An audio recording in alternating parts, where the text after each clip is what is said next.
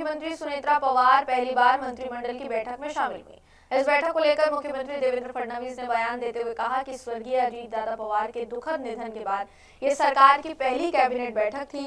बैठक में शुरुआत में मंत्रिमंडल ने अजीत दादा को श्रद्धांजलि अर्पित की। मुख्यमंत्री फडणवीस ने कहा कि आज सुनेत्रा पवार की भी ये पहली मंत्रिमंडल बैठक थी। चूंकि बैठक शोक प्रस्ताव के तहत आयोजित की गई थी, इसलिए शब्द सुमनों के माध्यम से उनका स्वागत किया गया। उन्होंने उम्मीद जताई कि सुनेत्रा पवार अजीत दादा के नेतृत्व की विरासत को आगे बढ़ाएंगी और राष्ट्रवादी कांग्रेस पार्टी को मजबूती से आगे ले जाएंगी। सीएम ने यह भी कहा कि हाल ही में संपन्न हुए चुनाव में पार्टी को अच्छा यश मिला है और आने वाले समय में भी यही सफलता कायम रहे, ऐसी उन्हें पूरी अपेक्षा है।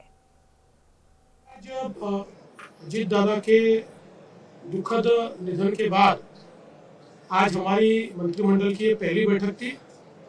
इस बैठक में हमने स्वर्गीय अजीत दादा जी को श्रद्धांजलि अर्पित की। आज श्रीमती सुनेत्रा पवार इनकी भी पहली मंत्रिमंडल बैठक थी।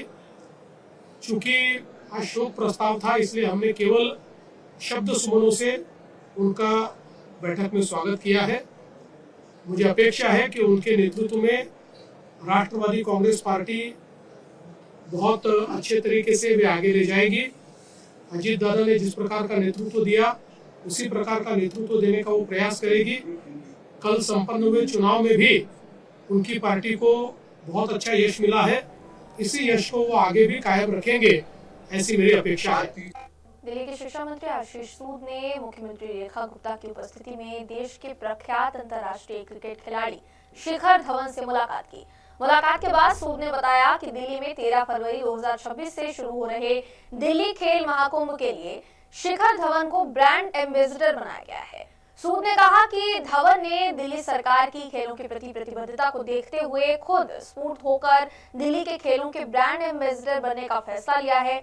सूद ने यह भी कहा कि दिल्ली के बच्चों और युवाओं को खेलों में आगे बढ़ाने के उद्देश्य से धवन ने 2 कदम आगे बढ़ाकर ये जिम्मेदारी स्वीकार की है। आशीष सूद और शिखर धवन दोनों ने जया मीडिया के सामने क्या कुछ कहा, सुनिए। खुशी है कि दिल्ली खेल महाकुंभ के लिए मैं ब्रांड एम्बेसडर बना और दिल्ली में मैं पैदा हुआ हूँ और दिल्ली ने मुझे सब कुछ दिया है, तो इस मिट्टी का सेवा करने के लिए हमेशा हाजिर है। और मुझे बड़ी खुशी है कि दिल्ली गवर्नमेंट ने इनिशिएटिव लिया और यूथ के लिए इतना अच्छा इनिशिएटिव, इतना अच्छा प्लेटफॉर्म बना रहे हैं ताकि हमारे यूथ आगे और अच्छा करे स्पोर्ट्स में, डिफरेंट स्पोर्ट्स में। तो जितना भी बल पड़ेगा पूरा लगाएंगे और पूरा सपोर्ट करेंगे प्लेयर्स को और दिल्ली गवर्नमेंट को। और मैं दिल से शुक्रिया अदा करता हूँ सर का और मैम का। बहुत बहुत धन्यवाद। मुझे आज दिल्ली सचिवालय में आपको देश के बहुत ही नामी खिलाड़ी और सबसे बड़ी बात हमारे अपने दिल्ली से देश के बहुत ही नामी खिलाड़ी शिखर धवन जी से मिलवाते हुए मुझे बहुत खुशी है। शिखर जी ने दिल्ली के दिल्ली खेल महाकुंभ की तैयारी को देखकर अपने आप से स्वयं स्फूर्त होके दिल्ली के खेल के ब्रांड एम्बेसडर बनना, दिल्ली के बच्चों को आगे बढ़ाने के लिए स्वयं से 2 कदम आगे बढ़ के इस बीड़े को उठाया है, जिसके लिए आज मुख्यमंत्री जी ने अपने कक्ष में उनका आभार व्यक्त किया है। और मैं आप सबके समक्ष दिल्ली की सरकार की ओर से, दिल्ली के युवाओं की ओर से, दिल्ली के खिलाड़ियों की ओर से एक बहुत ही सफल खिलाड़ी होने के बाद, बहुत ही सफल इंसान होने के बाद अपनी जड़ों से अपने साथियों को अपने साथ आगे ले जाने के लिए जो उन्होंने दिल्ली सरकार का ब्रांड एम्बेसडर बनना तय किया है, आपसे मिलवाते हुए और आपको बताते हुए मुझे बहुत खुशी है। दिल्ली खेल महाकुंभ 13 तारीख से शुरू होगा। उसके उद्घाटन से लेकर वहां खिलाड़ियों को प्रोत्साहित करने के लिए शिखर धवन जी हमारे बीच में उपस्थित रहेंगे। एनसीपी शरद पवार गुट के विधायक और दिवंगत उप मुख्यमंत्री अजीत दादा पवार के भतीजे रोहित पवार ने अजीत दादा पवार की मौत को लेकर कई गंभीर सवाल खड़े कर दिए हैं, साथ ही साथ कई दावे किए हैं। रोहित पवार का कहना है कि ये मामला सिर्फ एक सामान्य एक्सीडेंट तो लगता नहीं है, बल्कि कई ऐसे बिंदु है इसमें जो इस घटना को संदेहास्पद बनाते हैं और गहराई से जांच की मांग करते हैं। इस पूरे मामले को लेकर रोहित पवार ने तकरीबन अजीत दादा पवार की मौत से जुड़ी 1 घंटे की प्रेजेंटेशन फाइल को मीडिया के सामने पेश किया। रोहित पवार ने पायलट सुमित कपूर की ट्रेनिंग पर भी सवाल खड़े करते हुए कहा कि लियर जेट उड़ाने का उनका प्रशिक्षण पूरा नहीं था। उन्होंने ये भी दावा किया कि सुमित कपूर को कई बार अल्कोहल के प्रभाव में भी पाया गया था और यही वजह थी कि उनका लाइसेंस 3 साल के लिए रद्द किया गया था। रोहित पवार ने फ्लाइट के टेक्निकल पहलुओं पर भी सवाल खड़े किए। उनके मुताबिक लैंडिंग से महज 1 मिनट पहले ट्रांसपोंडर बंद हो जाता है, जो बेहद गंभीर और संदिग्ध है। उन्होंने कहा, आखिर ट्रांसपोंडर क्यों और किन हालात में बंद हुआ। रोहित पवार ने रनवे को लेकर भी कई तरीके के सवाल खड़े किए। शुरुआत में रनवे 29 की परमिशन मांगी गई, फिर रनवे 11 की परमिशन मांगी गई और उसके बाद दोबारा 29 रनवे की अनुमति मांगी गई, जबकि रनवे 29 सबसे सुरक्षित माना जाता है। इसके बावजूद रनवे 11 पर उतरने की अनुमति क्यों मांगी गई, ये भी सवाल खड़े करते हुए इस प्रेजेंटेशन के माध्यम से नजर आए हैं सीधे तौर पर रोहित पवार। आपको सुनाना चाहेंगे रोहित पवार ने मीडिया से ब्रीफिंग में क्या कुछ कहा है और किस तरीके के सवाल उठाए, सुनिए। इसमें 3 विषय है। एक तो जो VSR नाम की कंपनी है, वो जिस तरीके से ऑपरेट करती है उसमें बहुत सारे इश्यूज है, बहुत सारे शॉर्टकट्स ये कंपनी वहां पे इस्तेमाल करती है, मेंटेनेंस में बहुत सारे इश्यूज है। तो हमें ये विषय में इन्वेस्टिगेशन करते वक्त VSR इस कंपनी को प्रॉपरली इन्वेस्टिगेट करने की जरूरत है। यूरोपियन जो एविएशन एक एजेंसी है, उन्होंने VSR को बैन किया है। उनका जो भी ऑपरेटिंग लाइसेंस है यूरोप का, वो कैंसिल किया गया है और उस तरीके का नोटिस DGCA को भी दिया है। ये कब के एक्सीडेंट के लिए? 2023 के एक्सीडेंट के लिए। लेकिन अभी तक DGCA ने कोई भी वहां पे एक्शन नहीं ली और VSR के माध्यम से भी अभी तक यूरोपियन एजेंसी को इंफॉर्मेशन दी नहीं गई। और 2023 में जो मुंबई में एक्सीडेंट हुआ था और दादा का जो एक्सीडेंट हुआ था, वो सेम कंपनी के प्लेन थे और जैसे कि बम्बार्डियर, लेयर जेट, शायद थोड़ा सा साइज में फर्क हो सकता है, लेकिन ऑपरेटर कौन था? तो वो VSR ही वो ऑपरेटर था। अभी मुंबई में जो एक्सीडेंट वहां पे हुआ, उसकी इंफॉर्मेशन और उसका इन्वेस्टिगेशन 2 साल तक अभी तक पूरा नहीं हुआ। अभी हमारी सरकार को विनती है कि वो इन्वेस्टिगेशन इमीडिएटली वहां पे बाहर आना इंपॉर्टेंट है। अजीत दादा का इन्वेस्टिगेशन भी जल्दी से जल्दी होना बहुत इंपॉर्टेंट है। 2023 का इन्वेस्टिगेशन अगर बहुत जल्दी होता था, उसमें से अगर त्रुटि या जो फ्लॉज है वो बाहर आते, तो शायद अजीत दादा का ये एक्सीडेंट नहीं होता था। वहां पे जो नेग्लिजेंस हुआ, इन्वेस्टिगेशन में जो नेग्लिजेंस हुआ, इसके कारण भी ये एक्सीडेंट हो सकता है। दूसरी बात, कपूर नाम के जो पायलट थे, जो मेन पायलट थे, उनके एक्सपीरियंस के बारे में, वो भी लेयर जेट एक्सपीरियंस के बारे में, उनका अगर अनुभव आप देखो, वहां पे अगर जो अल्कोहलिज्म का अनुभव है, उसके लिए बहुत सारे प्रूफ है। 3 साल उनका लाइसेंस, फ्लाइंग लाइसेंस वहां पे कैंसिल हुआ था, उनके बारे में बहुत सारी इंफॉर्मेशन। और जो VSR कंपनी का जो इंटरनल एक इंपॉर्टेंट ग्रुप है व्हाट्सएप का, उसमें से बहुत सारी ऐसी इंफॉर्मेशन मैंने आपके सामने लाई, जहां पे VK सिंह जो खुद मालिक है, वहां पे वह कपूर जी को, या जो कपूर है या जो और बाकी पायलट्स है, वो कैसे दारू पीते हैं, कैसे मस्ती करते हैं, उसके बारे में कुछ इंफॉर्मेशन आप सबको वहां पे दी थी। दूसरी बात, जो PIB पे इंफॉर्मेशन आप सबको प्रेस ब्यूरो पे, इंडिया ब्यूरो पे जो इंफॉर्मेशन वहां पे आई है, वो इंफॉर्मेशन DGCA ने वहां पे दी है। लेकिन अगर ATC का ट्रांसक्रिप्ट आप देखो, तो टाइमिंग में बहुत बड़ा फर्क वहां पे दिख रहा है। इसलिए इन्वेस्टिगेशन जो हो रहा है, उसमें प्रॉपर इन्वेस्टिगेशन नहीं हो रहा, ऐसे आप सबका कहना है। बारामती में सामने और पीछे एक ही जो लैंडिंग स्ट्रिप है, एक साइड को जो ऊंची है उसको 11 नंबर कहा जाता है और जो फ्लैट है उसको 29 नंबर कहा जाता है। शुरुआत में ये जो विमान है जो अजीत दादा को लेके वहां पे जा रहा था, उन्होंने 29 नंबर का साइड वहां पे ATC से परमिशन मांगी थी।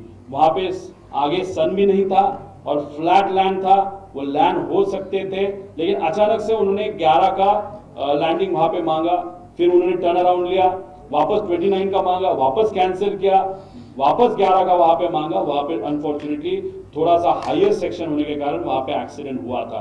दूसरी बात, जो अगर ट्रांसक्रिप्ट आप देखो जो ATS का है, उसमें टाइमिंग और उसमें जो भी वहां पे बताया गया है उसका अगर कैलकुलेशन अगर आप करो और जो सैटेलाइट से ये प्लेन कनेक्ट होता है उसका ट्रांसपॉन्डर 1 मिनट पहले बंद किया गया था, तो 1 मिनट पहले तक प्लेन की हाइट, स्पीड, लेंथ और उसका alignment to the landing strip was okay. But 1 minute में ऐसा क्या हो गया कि ट्रांसपॉन्डर बंद किया गया और उस 1 मिनट में ये प्लेन शायद बहुत नीचे आया था और वो घटना वहां पे घटी। वो स्टॉल क्यों हुआ उसके बहुत सारे अलग अलग कारण है, लेकिन उसमें से एक कारण ये मैनुअल इंटरवेंशन वो भी वहां पे हो सकता है। इस सबको देखने के बाद, वो जो भी ट्रांसक्रिप्ट पढ़ने के बाद, सुनने के बाद हम सबको ऐसे थोड़ा सा लगता है कि ये जो पायलट है उनको अल्कोहलिज्म का थोड़ा सा गलत अनुभव उनका था, इंफॉर्मेशन उसके बारे में बहुत सारी है और उसी के साथ जो ट्रांसक्रिप्ट में पाठक मैम जो है, जो वैमानिक को पायलट है, उनका आवाज आ रहा है, लेकिन कॉकपिट में और किसी का आवाज वहां पे पीटीटी के माध्यम से वहां पे सुनाई नहीं दे रहा। तो उसमें वो पायलट क्यों नहीं बात कर रहा? और एंड का अगर संभाषण अगर आप देखो या कॉन्वर्सेशन आप देखो तो पाठक मैम वहां पे ओ शिट मतलब जनरली मेरे मेरे बोला जाता है ओ शिट, क्योंकि जब आपको डेथ आपके सामने दिखती है तब आपका दिमाग नहीं चलता, आपके मन में जो है वो बाहर आता है। ऐसे वो कॉमन मैन की तरह वो जो पाठक मैम है उनके माध्यम से वो आवाज तो निकला, लेकिन हमारे मेन पायलट जो थे उनके माध्यम से एक भी आवाज वहां पे नहीं आई। अगर दिल्ली में कुछ विषय है, उसका ऑफिस दिल्ली में वीएसआर का, तो दिल्ली में सीआईडी जा सकती है क्या? तो हम सबका कहना है कि सिर्फ सीआईडी देने के लिए मत दो, टेक्निकल प्रॉपर इन्वेस्टिगेशन एजेंसी होने की जरूरत है।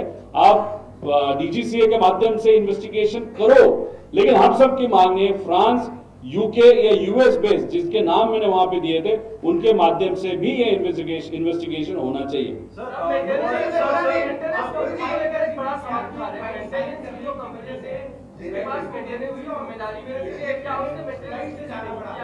हंड्रेड 100% मेंटेनेंस के बारे में इस कंपनी के माध्यम से नेग्लिजेंस वहां पे हुआ है। इस कंट्री में सिर्फ 2 एमआरओज है और एक थर्ड एमआरओ जो है वो प्राइवेटली इस कंपनी का एमआरओ वहां पे था। अभी ये एमआरओ में कौन काम कर रहा था, ये जो वीएसआर है, लेकिन ये सिर्फ खुद के लिए ये एमआरओ इस्तेमाल करते थे, इसलिए वो मेंटेनेंस का क्वालिटी स्टाफ, ये स्टाफ कहां से आया है, कहां पे काम किया है, क्या अनुभव है, ये सब कुछ जानने की जरूरत है। इसलिए ये पूरा जो चेन है, क्वालिटी का भी, पायलट का भी और जो एक्स अधिकारी या पायलट इस कंपनी में जो काम करते थे उनको भी इन्वेस्टिगेट करके उनसे भी इंफॉर्मेशन निकालने की जरूरत है। पटना जंक्शन पर मंगलवार को उस समय भारी हंगामा हो गया जब सिंगरौली जाने वाली ट्रेन तकनीकी खराबी के कारण रद्द कर दी गई और इसकी पूर्ण सूचना नहीं मिलने से नाराज यात्रियों ने प्रदर्शन शुरू कर दिया। गुस्साए यात्री पटरी पर उतरकर बैठ गए, जिससे कई ट्रेनों का परिचालन बाधित हो गया। स्टेशन पर अफरा तफरी का माहौल बन गया। सूचना मिलते ही आरपीएफ और जीआरपी की टीम मौके पर पहुंची और यात्रियों को समझा बुझाकर ट्रैक खाली कराया गया। रेलवे अधिकारियों ने यात्रियों को समस्या के समाधान और उचित कार्यवाही का आश्वासन दिया, जिसके बाद स्थिति सामान्य हो पाई और ट्रेनों का संचालन धीरे धीरे बहाल किया गया। यात्रियों ने मुआवजे और बेहतर सूचना व्यवस्था की मांग उठाई है। सूरत मेट्रो रेल परियोजना अब अपने निर्णायक चरण में पहुंच गई है। शहर के सबसे व्यस्त और पुराने इलाकों से एक चौक बाजार में अंडरग्राउंड टनलिंग का कार्य कर रही टनल बोरिंग मशीन अमृत सफलतापूर्वक बाहर निकल आई है। इसी के साथ साथ डाउन लाइन टनल का कार्य भी पूरा हो गया है, जिससे मेट्रो परियोजना में एक बड़ी उपलब्धि दर्ज की गई है। टीबीएम अमृत ने सूरत रेलवे स्टेशन से चौक बाजार तक लगभग 2.8 किलोमीटर लंबी सुरंग बनाकर अपना लक्ष्य पूरा किया। चौक बाजार क्षेत्र घनी आबादी और पुरानी इमारतों वाला इलाका बताया जाता है। यहाँ सुरंग निर्माण इंजीनियर्स के लिए एक बड़ी चुनौती थी। मशीन जमीन से करीब 12 मीटर नीचे कार्यरत थी। टनलिंग के दौरान पुरानी इमारतों को कंपन से नुकसान न पहुंचे, इसके लिए जीएमआरसी ने विशेष सावधानियां बरती हैं। एहतियातन कुछ इमारतों को खाली कराया गया है और निवासियों को होटल में ठहराया गया है। चौक बाजार में टीबीएम के बाहर आने के बाद अब स्टेशन पर फिनिशिंग और ट्रैक बिछाने का काम शुरू कर दिया गया है। सूरत मेट्रो का पहला चरण जून 2026 तक शुरू होने की पूरी संभावना है। बाराबंकी में एक जनसभा को संबोधित करते हुए उत्तर प्रदेश के मुख्यमंत्री योगी आदित्यनाथ ने बाबरी मस्जिद, राम मंदिर मुद्दे और कानून व्यवस्था पर सख्त बयान दिया है। उन्होंने कहा कि बाबरी ढांचे के पुनर्निर्माण की बातें निरर्थक हैं और देश में सभी को कानून के दायरे में रहना चाहिए। मुख्यमंत्री ने कहा कि डबल इंजन सरकार ने राम मंदिर निर्माण का वादा पूरा किया है और मंदिर बन चुका है। उन्होंने जोर देकर कहा कि कानून तोड़ने वालों पर सख्त कार्रवाई की जाएगी। योगी आदित्यनाथ ने कहा, भगवान राम सबके हैं, मगर कुछ लोग अवसरवाद के कारण उन्हें भूल जाते हैं। उन्होंने ये भी कहा कि राम भक्तों पर गोली चलाने वालों और कानून व्यवस्था को चुनौती देने वालों के लिए अब कोई जगह नहीं है। 1952 में पहली चुनाव के बाद सरकारें बनी, लगातार हर चुनाव के बाद सरकारें बनती थी, फिर चुनाव होते थे, सरकारें बनती थी। अयोध्या में भगवान राम का, उनकी जन्मभूमि पर भव्य मंदिर के निर्माण का कार्य हो, आखिर ये उनके मन में क्यों नहीं आया? आज तो हर व्यक्ति कहता है कि साहब राम हमारे भी है। हमने कहा सभी के हैं, राम तो सबके हैं, भेद इसमें है ही नहीं। लेकिन कुछ लोग हैं जो अवसरवादी रवैया अपना करके जब संकट आता है तब राम याद आते हैं और बाकी राम को विस्मृत कर देते हैं, राम को भूल जाते हैं। इसलिए भगवान राम भी अब उनको भूल चुके हैं। अब उनकी नैया कभी पार नहीं होनी है, उनको कभी आगे नहीं बढ़ना है। इन राम द्रोहियों के लिए अब कोई जगह नहीं जो राम भक्तों पर गोली चला रहे थे, राम काज में बाधक थे। इन लोगों के लिए अब कोई जगह नहीं। और जो लोग अभी सपना देख रहे हैं बाबरी ढांचे का, तो उनको हम भी ये बता देना चाहते हैं कि कयामत का दिन कभी नहीं आने वाला है और कभी नहीं आएगा।